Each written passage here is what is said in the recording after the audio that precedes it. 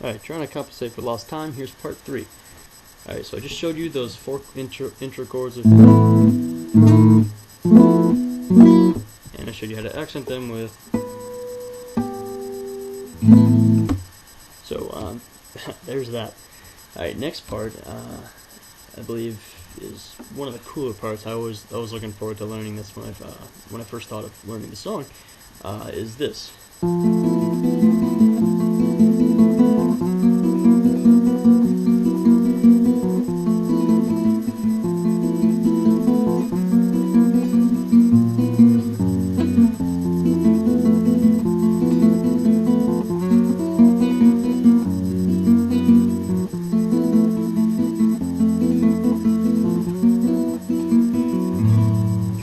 Alright, so then you start going into that crazy classical stuff.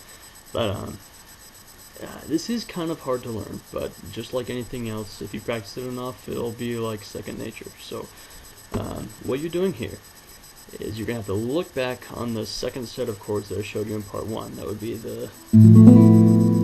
Actually, it's just the first chord of that second set. So it's, yeah,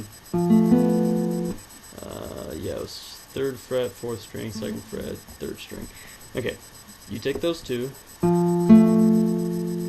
you strum them individually, you arpeggiating it, which means you're playing one string at a time.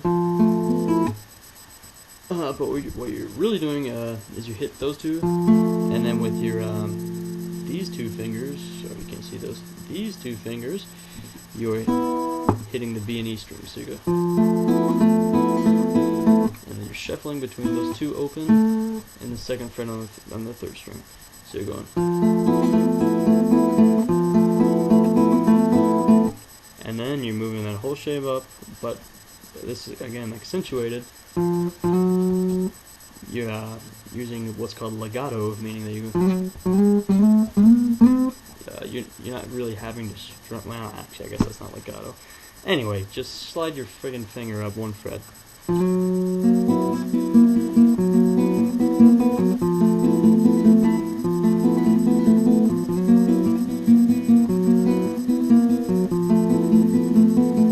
Okay, well, yeah, you're sliding that whole shape up one, and you're hitting the opens, so not so hard. But then you get into this part.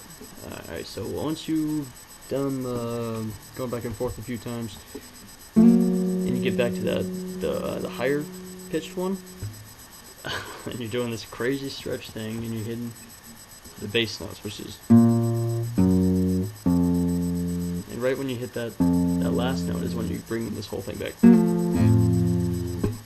Alright, so that's your you have a bass line to this, and you also have the lead part. The lead part would be the,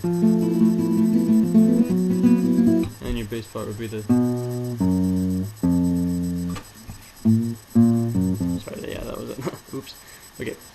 So what the bass line is just 1st fret on the 5th string, 2nd fret 6th string, 1st fret 6th string. So,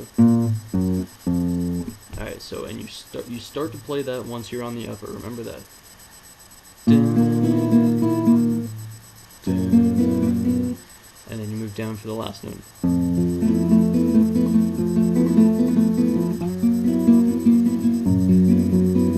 Alright, then from then on you're just associating. You're still doing that slide thing. That's going on the entire time. But now you're just throwing in a new element. So whenever you're doing this lower one, you also have the 1st fret on the 6th string along with it, and you're doing. So you're trading off between making that your bass note and that your bass note. So you